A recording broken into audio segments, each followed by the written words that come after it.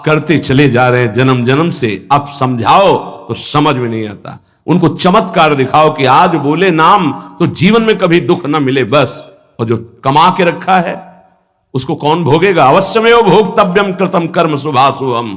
तुम्हारे जपने ना जपने से प्रभु में कोई फर्क नहीं पड़ता, तुम में फर्क पड़ जाएगा। अगर भगवत विमुख हुए तो यह भी जन्म नष्ट हो जाएगा, तुम्हारा अहंकार काम नहीं करेगा। अभी मानव देह मिला, कर लो थोड़े दिन अहंकार, इसके बाद पता चल जाएगा। इसलिए अहंकार छोड़ो, शास्त्राज्ञा, संत आज्ञा, गुरुजनों की आज्ञा का पालन करो, जिससे तुम्हारा हृदय महान हो जाए। उस महान को प्राप्त करने के लिए हृदय महान चाहिए। तुम्हारा स्वरूप ही है आनंदमय। जीव सहज सुख त्यागी, सहज सुख राशि। तू अपने को नहीं जान पा रहा, इसलिए देह भाव से पापाचरण कर रहा है। अरे सावधान रहना चाहिए। दूसरे की निंदा सुनने मात्र से उसके सारे पाप हमारे ऊपर आ जाते हैं। कहीं पर निंदा हो रही हो तो वहां का सिद्धांत है, कान में अंगुली डाले, राधा राधा, कान में इसलिए कि अब दोबारा शब्द ना पढ़ पावे, और वहां से खड़ा होकर चला जाए। यदि सभा में किसी की निंदा हो रही है और वहां आप बैठे हैं तो आपको वैसे ही अपराध लगेगा जैसी वो निंदा कर रहा है, या उसका विरोध करे। जैसे शिशुपाल श्री भगवान के लिए मलिन शब्द उच्चारण कर रहा था, भीष्म जी खड़े हो गए, महाभागवत है, अगर प्रभु के प्रति अब एक भी शब्द बोला तो भगवान ने कहा शांत हो जाओ, तुम शांत हो जाओ, तुम मत बोलो। कुछ राजा शिशुपाल के पक्ष के थे, तो आवेश में भीष्म जी आ गए। अगर श्री कृष्ण को कोई एक शब्द भी बोले, मेरे आराध्य देव पूरी सभा के ऊपर पैर रखता हूं, अर्थात हर वीर को ये मैं कह रहा हूं कि अगर श्री कृष्ण के विपक्ष में कोई बोला तो मैं रौंद दूंगा। केवल मैं भक्त ही नहीं हूं, मैं महाबली हूं। त्रिभुवन में कोई ऐसा जोड़ नहीं जो भीष्म अपने स्वरूप में आ जाए और फिर उसे। वही भीष्म जी जब अधर्म के पक्ष में खड़े हो गए, पांडवों के विपक्ष में, वही भगवान पांडवों के पक्ष में तो दंड मिला, 6 महीना बाणों की शैया पर पड़े रहे। अधर्म के कारण परास्त हुए। ऐसे महावीर महाभागवत को कोई परास्त कर सके असंभव। परम पावन गंगा जी के गर्भ में रहे, जिन गंगा जी का एक बूंद भी अगर शरीर छूटते समय चला जाए तो परम पद मिलता है, उनके गर्भ में रहे। अगर अधर्म का पक्ष ले लिया गया, अधर्म हो रहा है, सभा में बैठे हैं, तो उसी समय तेज नष्ट हो जाएगा, पुण्य नष्ट हो जाएगा, पाप का भागी बनेगा, जैसे भीष्म जैसे महापुरुष को भी बनना पड़ा। सभा में उधर ही बैठे और वही ही महाभागवतों की निंदा और अपमान हो रहा है, खड़े होकर चले जाना चाहिए। जैसे विदुर जी खड़े हुए और छोड़ दिया, आज के बाद तेरा अन्न नहीं पाएंगे दुर्योधन, इस सभा में नहीं आएंगे। जिस सभा में धर्मात्माओं की निंदा हो, सभा का त्याग कर दे। एकांत फूस की झोपड़ी बनाकर रहना पसंद, भिक्षा मांग के खाना पसंद, अधर्मियों का अन्न नहीं, अधर्म सभा का सेवन नहीं। तो भगवान विदुरानी जी के घर गए थे। पर निंदा सुनि श्रवण मलिन, बचाना चाहिए श्रवण इंद्री को। जहां किसी की निंदा हो, अब तो शौक है इस बात का, निंदा करने का और सुनने का एक व्यसन है। अपने को बड़ा अच्छा साधक मान लेना, दूसरे को हे मानकर उनकी निंदा करना, ये क्या कर रहे हो? अपने जीवन को गर्त में गिरा रहे हो। पर निंदा के किए ते आवत नहीं कछु हाथ, मूर्ख पर्वत पाप को ले चल अपने साथ। बचन दोष पर गाए, दूसरों के विषय की चर्चा करने का समय कैसे मिलता है लोगों को? नाम जप करो, अपने विषय में सोचो, तुम्हारा मंगल कैसे होगा, तुम निष्पाप कैसे होगे, तुम्हारे दुखों की निवृत्ति कैसे होगी, तुम अपने कर्तव्य का पालन कैसे करोगे, तुम्हारा धर्म क्या है, इस विषय में सोचो। दूसरों के विषय में बोलने की हमारे पास समय वृत्ति कैसे है? ना तो वृत्ति होनी चाहिए ना समय। पर निंदा सुनकर श्रवणेंद्री मलिन हो गई और पर निंदा करके वचन मलिन हो गए, और अपने प्रभु से विमुख होकर, हरि से विमुख होकर सब अपवित्र हो गया। शरीर अपवित्र, इंद्रियां अपवित्र, हृदय अपवित्र, स्वभाव अपवित्र। तुलसीदास व्रत दान ज्ञान तप, शुद्धि हेतु श्रुति गावे। राम चरण अनुराग, नीर बिनु मल अति नाश न पावे। खास बात कह रहे हैं, शास्त्रों में बहुत वर्णन है। पाप नाश के बहुत से उपाय हैं, बड़े बड़े व्रत, कृच्छ चंद्रायण आदि व्रत, उपवास करने से कुछ पाप क्षीण होते हैं, लेकिन पाप प्रवृत्ति का नाश नहीं होता। शास्त्र ज्ञान भी पाप निवृत्ति का उपाय है, तपस्या भी, बड़े उपाय शास्त्रों में वर्णन किए पाप नष्ट का।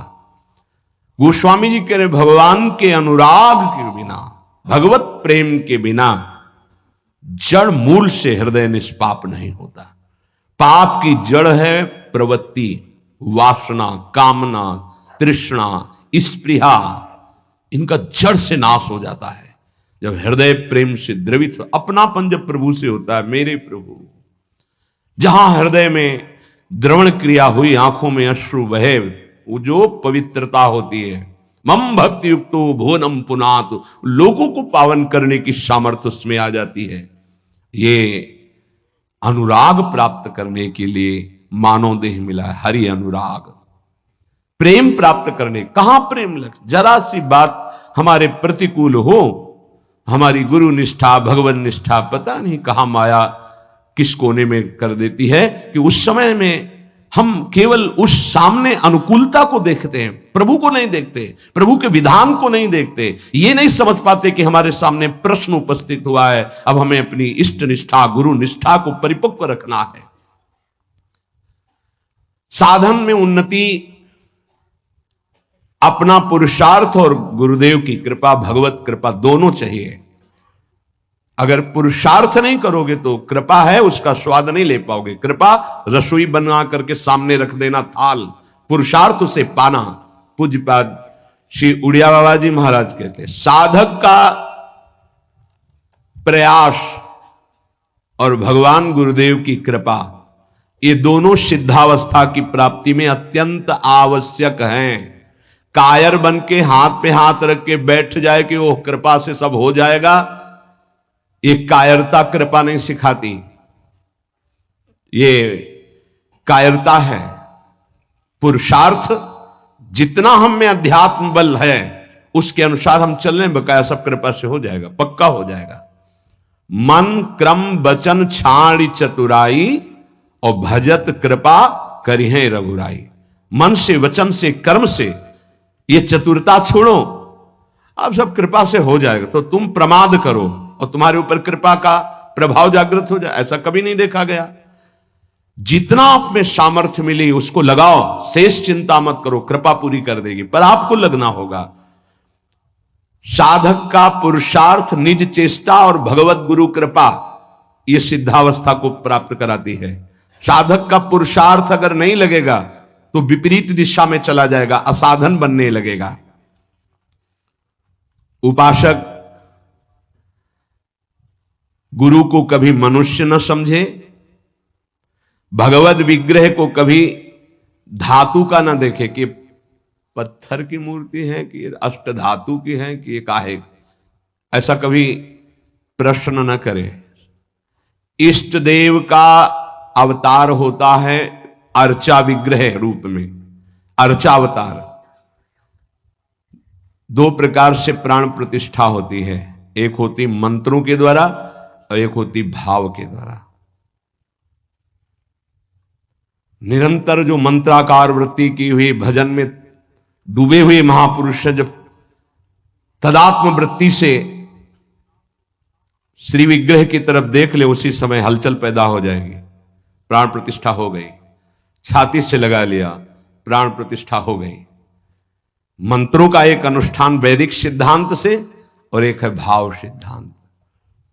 धन्ना जाट के भांग के बट्टा में कोई प्राण प्रतिष्ठा मंत्र से नहीं हुई, भाव से भगवान प्रकट हो गए थे। सिलपिल्ले बाई के भाव से भगवान प्रकट। जब हम अपने प्रभु को अपने प्रभु की भावना से, प्यार से देखते हैं तो वहीं प्रकट हो जाते हैं। जैसे खंभा फोड़कर नरसिंह भगवान प्रकट हो गए प्रहलाद जी के लिए, भाव से देखा। नामदेव जी ने तो कुत्ते से भगवान प्रकट हो गए, भाव से देखा। भूत से भगवान प्रकट हो गए। तो फिर श्री विग्रह में भगवान नहीं प्रकट हो जाएंगे जब भक्त भाव से देखेगा। और भाव ना हो तो भगवान में भी भगवान नहीं दिखते। दुर्योधन को कहां दिखते थे? दुर्योधन दुशासन इनको नहीं दिखते थे, भगवान में भी भगवान नहीं दिखते। गुरु को मनुष्य समझना, भगवद विग्रह को धातु या पाषाण का समझना, गुरु मंत्र को साधारण शब्द समझना, चरणोदक को सामान्य जल मानना, भगवत प्रसाद को भोजन मानना, अन्न मानना, साधु की जाति पर दृष्टि रखना, ये उपासक को सावधानी पूर्वक त्याग कर देना चाहिए। ये उपासना के बड़े विघ्न हैं। यदि ऐसा भाव बना रहेगा तो उपासना सिद्ध नहीं होगी। कभी कभी चूक हो जाती है। प्रसाद में अन्न या फल दृष्टि नहीं रखी जाती, सिर्फ प्रसाद। और वैष्णव पद्धति है, प्रसाद का किनका मुख में अगर डाल लिया जाए तो कोई भी व्रत भंग नहीं होता, चाहे निर्जला ही क्यों न हो। भगवत प्रसाद में यह भाव नहीं रखा जाता कि यह अन्न है या अमुक वस्तु है, नहीं। प्रसाद में यदि भोजन अन्न वस्तु, आज अन्न है तो कल प्रसाद कैसे हो जाएगा? प्रसाद तो सिर्फ प्रसाद है और उसका किनका डालने से हर व्रत की पूर्णता होती है। चरणामृत, जिससे जो लोग नहीं जानते, वो जब बटता है तो बोले थोड़ा जल हमको भी दे दीजिए। जल नहीं है, चरणामृत है। चरणामृत को जल समझना, प्रभु के सामने जाकर के पूछना ये मूर्ति काहे की है? पत्थर की है, संगमरमर की है, ये धातु की है, बड़ा अपराध कर रहे हो। ऐसा कभी प्रभु के श्री विग्रह के सामने नहीं। ये संत किस जाति के हैं? ऐसा कभी नहीं। गुरुदेव साक्षात परब्रह्म तस्मै श्री गुरुवे, ऐसा भाव कहां हो पाता है? परब्रह्म परमात्मा भाव गुरुदेव पर हो पाना है तो बड़ी मुश्किल की बात है। यहां तो साधु भाव ही हो जाए बहुत बड़ी बात है कि ये संत है। पूर्ण मनुष्य बुद्धि बनी रहती है। इसीलिए हमको अपने गुरुदेव में आराध्य देव नहीं दिखाते, नहीं तो गुरुदेव अपने स्वरूप को ही तो दिखाने के लिए विराजमान है। इसमें शिष्य के नेत्र की बात है। गुरुदेव तो कृपालु हुए। जब हरिव्यास देवाचार्य जी अपने गुरुदेव के पास आए तो जब शिष्यत्व की बात की तो उन्होंने कहा तुम्हें कुछ दिखाई दे रहा है? बोले नहीं, जाओ 12 वर्ष गिरिराज जी की परिक्रमा। फिर आए, राधे राधे। अब कुछ दिखाई दे रहा है? बोले नहीं, फिर जाओ 12 वर्ष। 24 वर्ष राधा राधा रखते हुए गिरिराज जी की परिक्रमा लगाई। जब आए बोले अब दिखाई दे रहे? बोले हाँ, आपकी गोद में प्रिया प्रीतम विराजमान है। ये अब दृष्टि आई। गुरु को मनुष्य मानना, प्रायः मनुष्य ही मानते हैं। हमें लगता है कि 1000 में कोई 1-2 ऐसे होंगे जो ये भाव हो कि गुरुदेव हमारे ब्रह्म हैं।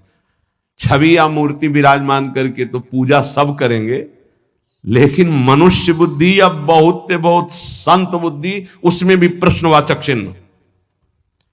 साक्षात पर ब्रह्म कहने को तो सामने जाके बोलेंगे गुरुर् ब्रह्मा गुरुर्विष्णु गुरुर्देव महेश्वरः गुरु साक्षात पर ब्रह्म तस्मै श्री गुरुवे नमः। विचार करो, इसमें से एक भी माना है तुमने?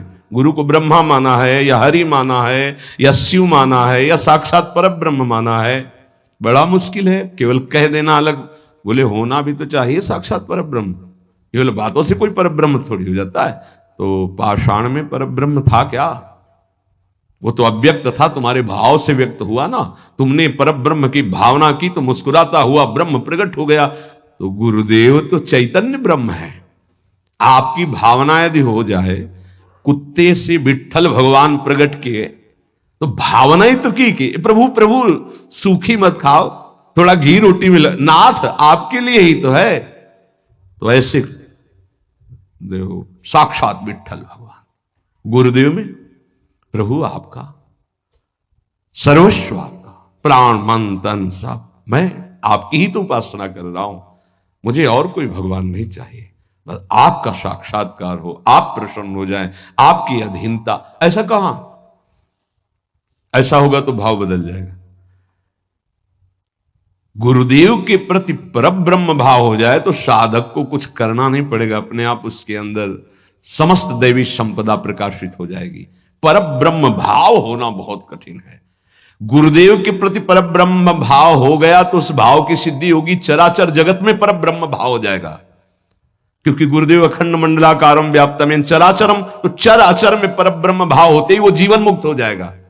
बहुत कठिन बात है, इसलिए उपासक इस भाव को सिद्ध करे। गुरुदेव साक्षात परब्रह्म, भगवद विग्रह साक्षात मेरे इष्ट देव, चरणोदक अहो भाग्य, जो हमें चरणामृत पीने को मिल रहा है, कोई जल नहीं, और गुरुदेव का मंत्र, ये कोई शब्द नहीं है, साक्षात इष्ट देव मिल गए, मुझे मंत्र मिल गया तो। पर ऐसी बुद्धि कहां है?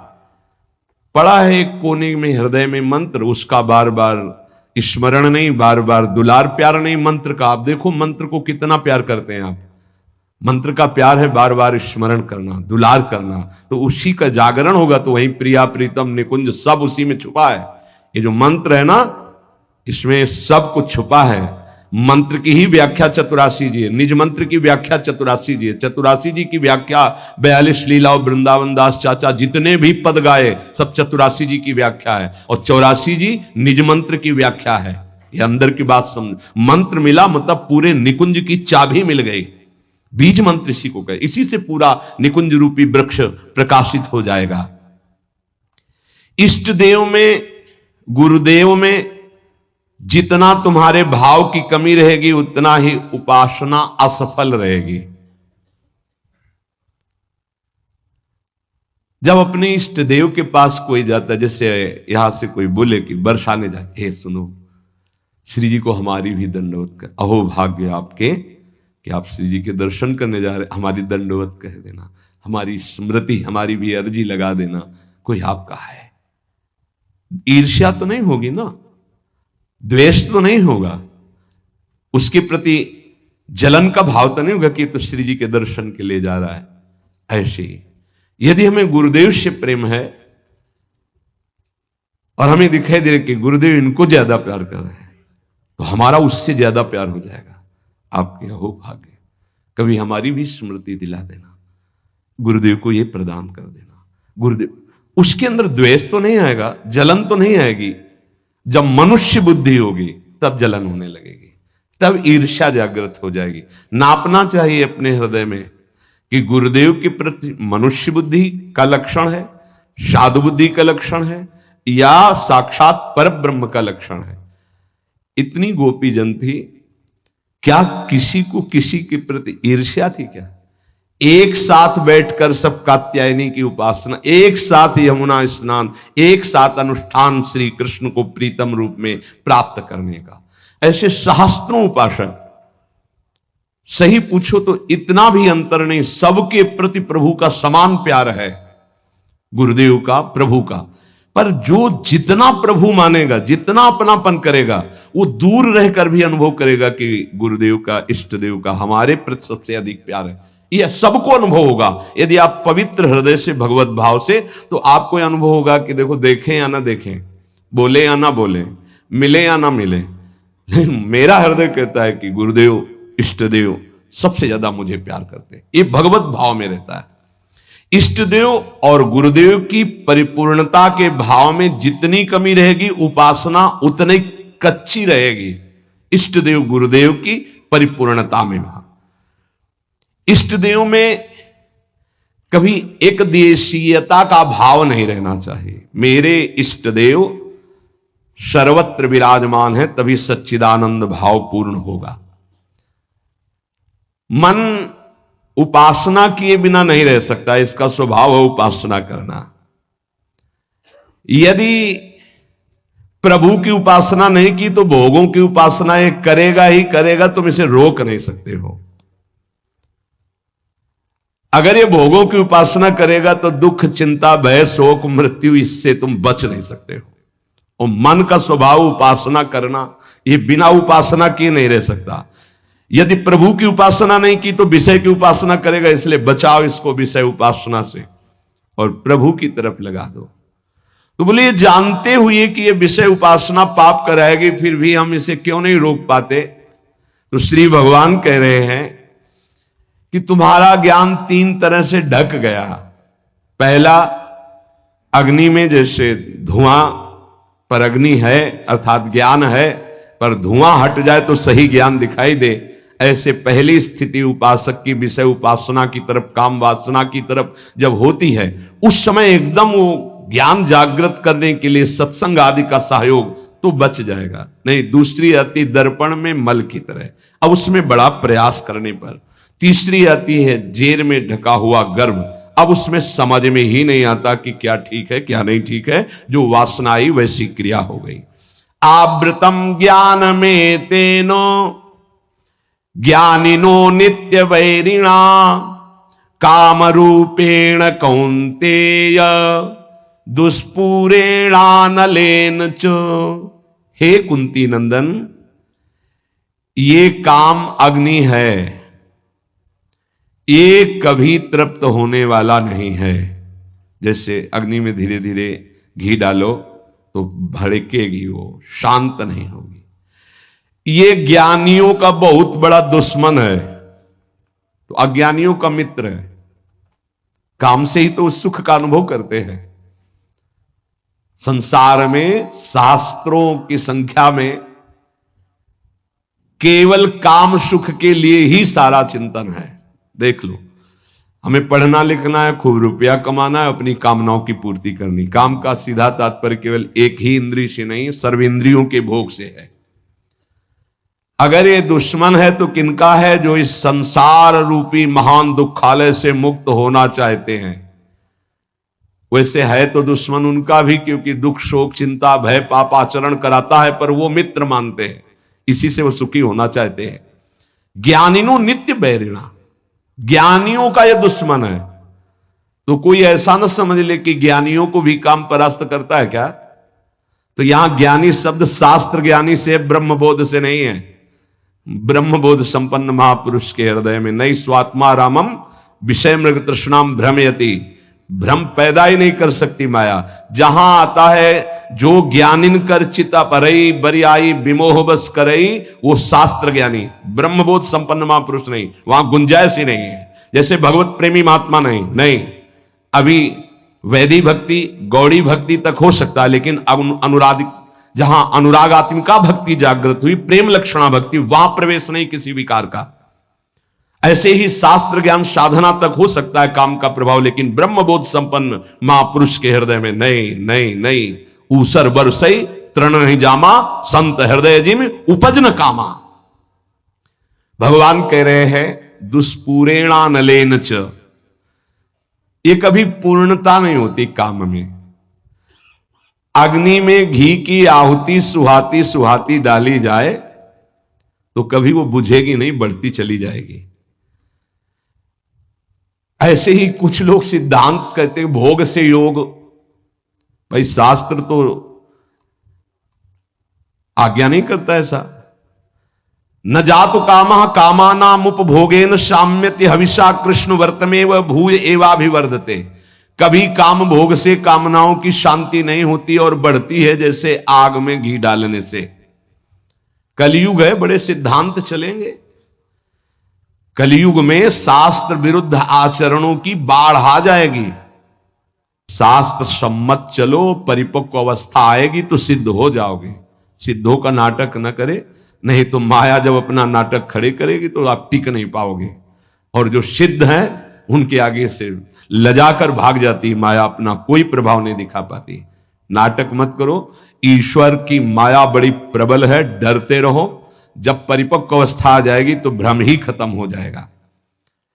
आजकल नए नए सिद्धांत बनाए जाते, नई नई बातें प्रकट की जाती हैं। ये समझ में नहीं आता कि शास्त्र सम्मत आचरण करने वाला महापुरुष ही सिद्ध होता है, शास्त्र विरुद्ध आचरण करने वाला नहीं। जिस समय माया ये देखेगी कि तुम मायापति के भी ऊपर सिद्ध हो गए हो, फिर वो जब प्रश्नवाचक चिन्ह खड़ा करेगी तो फिर नहीं निकल पाओगे। यहां बड़े बड़े झुक के निकले हैं, कोई भी हो। इसलिए हर उपासक से प्रार्थना है कि दंभ नाटक पाखंड न किया जाए। धैर्य पूर्वक चलोगे तो सिद्ध हो जाओगे। तुम्हारा जन्म ही हुआ है सिद्ध होने के लिए। कभी भोगों से योग की प्राप्ति नहीं होती। जगत गुरु भगवान श्री कृष्ण से बढ़कर कोई ज्ञानी नहीं है। त्यागात् शांतिरनंतरम भगवान के शब्द हैं, और ये भी भगवान के शब्द हैं। और लोगों का मन यही चाहता है कि कोई ऐसा मार्ग मिले जिससे मनमानी भोग भोगने को मिले और योग भी हो जाए। फिर क्या है, फिर तो भीड़ वही लगेगी जहां भोग से योग है। भोग त्याग से योग, उसमें तो कोई बिरला। को एक पाव भगत जी में मोरी। आज शास्त्र की मर्यादा को ही नहीं समझा जाता है। जो जितना मन, फिर अंत में बड़ी दुर्गति होती है। मनमानी आचरण करने वाले की अंत में बड़ी दुर्गति होती है। इसलिए सावधान, तस्मात् शास्त्रम प्रमाण। आज तक ऐसा कोई सिद्ध महापुरुष नहीं हुआ जो शास्त्र मर्यादा के विपरीत आचरण सिद्ध होके करता हो।